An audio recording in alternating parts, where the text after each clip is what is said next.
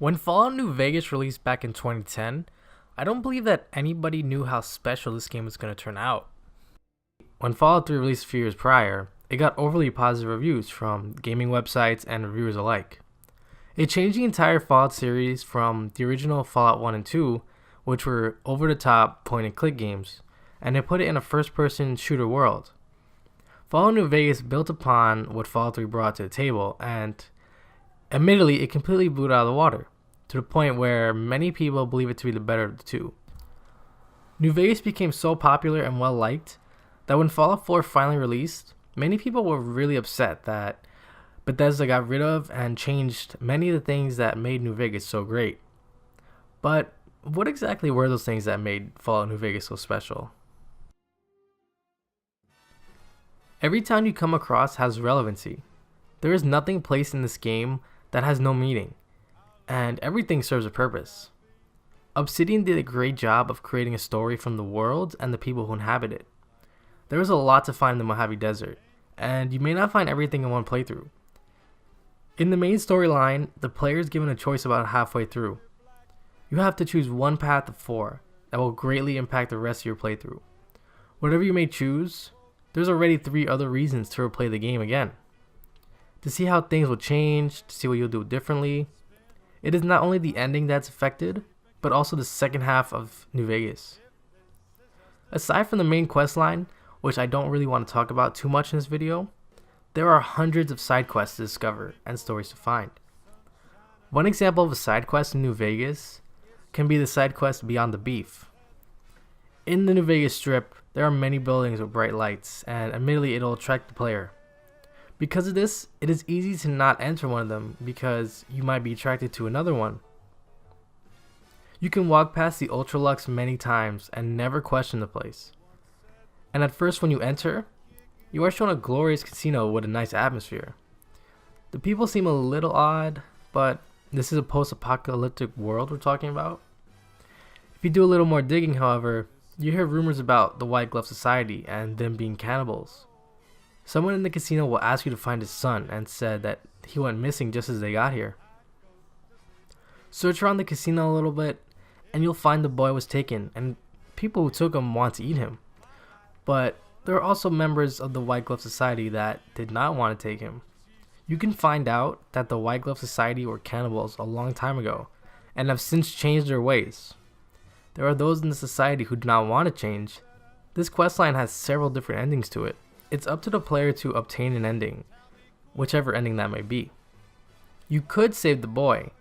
You can also walk into the casino, kill every White Glove member and every inhabitant of casino, which will end the questline. You could kill the boy and have him served to the White Glove Society. However, you could also never go into the Lux Casino. You could never do this questline if you choose not to. The point is, there are many of these quests around the Mojave that are completely optional. It's up for the player to find and complete the quests. You do not have to do them, but there's a vast number of quests with a story to tell you. This is just one example of New Vegas' storytelling. There are many more areas of the Mojave that have stories to be unfolded. Obsidian was able to masterfully craft these small stories to make New Vegas feel alive. Instead of making hollowed out buildings with nothing to find, filled with nothing but enemies, every place has a purpose. And although there may be buildings and areas like that in New Vegas, those places still have a story to tell you.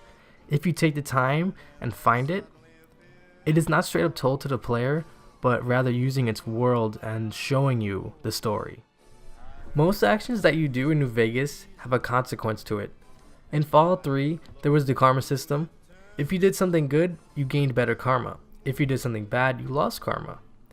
It was a very general system and affected almost everyone's perspective of you. An example of this, in the beginning of Fallout 3, you have the option to blow up Megaton. If you choose to blow it up, you will lose karma, and everybody in the game that you find will react to that karma. Whether that be a good or bad thing, it's ultimately up to the playthrough that you want to make. But in that karma system, it was all general. In New Vegas, the karma system was changed to be more specific to the factions of the Mojave. Now, your actions affect specific cultures and factions. For example, if you killed a member of Caesar's Legion, you will start to be hated by the Legion, of course, but not the entire Mojave. Actually, some factions might like you even more for killing a member of Caesar's Legion.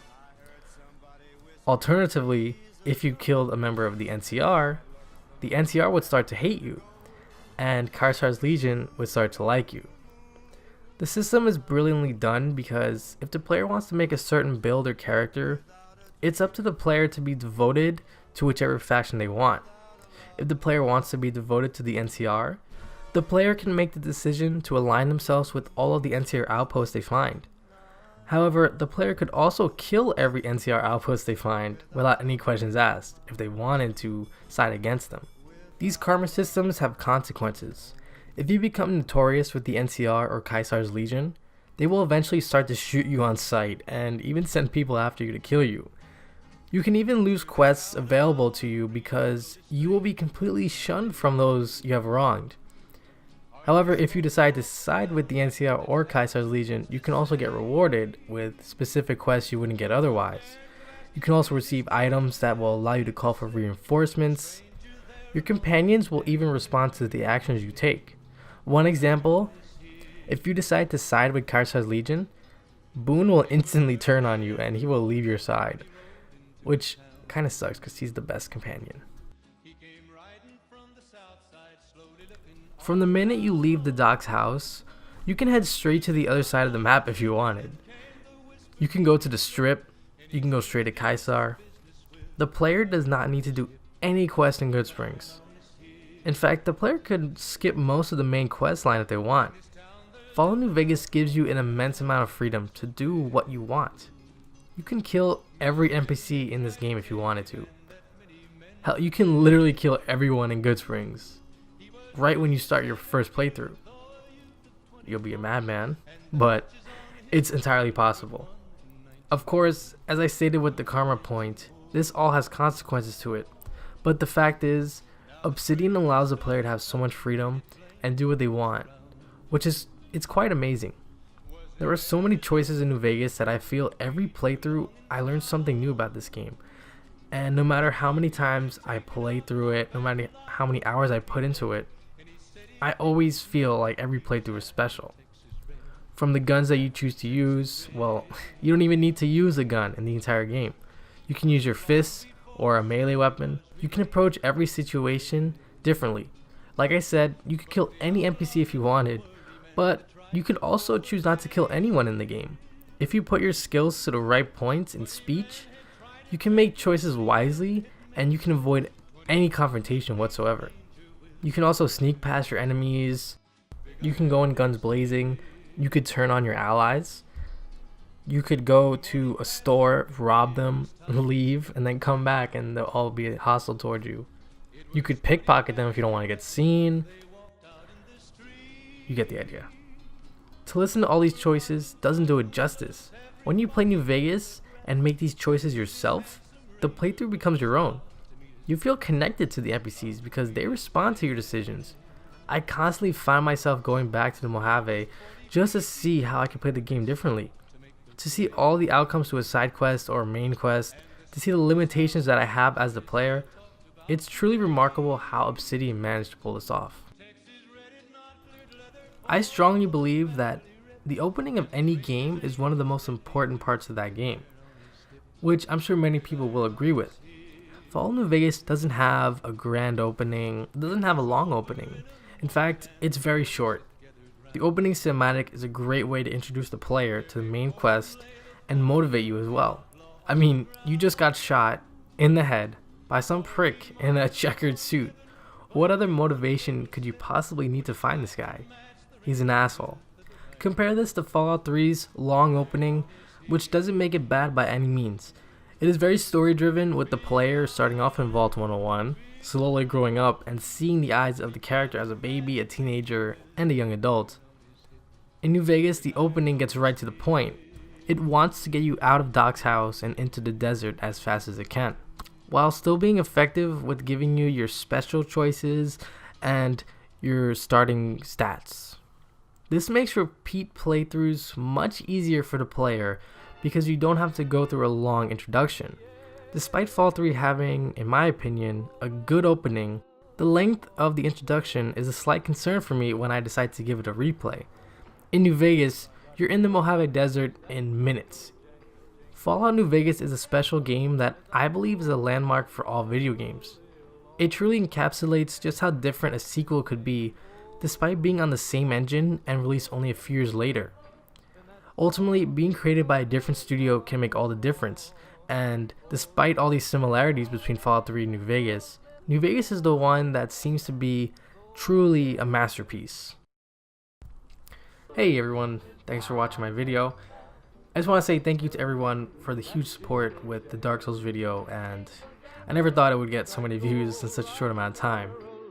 It may not seem like a lot of views, but to me it's a good starting point.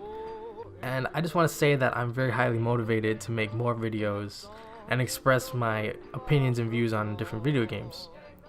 I hope you guys like this video, and again, if you think I could do something better or differently, I will take all constructive criticism you can give me.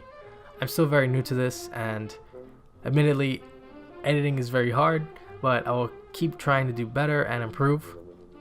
And I just want to say that I'm just getting started, so if you like the video, if you like what you've seen, please check out my other Dark Souls video, and maybe subscribe, and give it a like if you enjoyed it.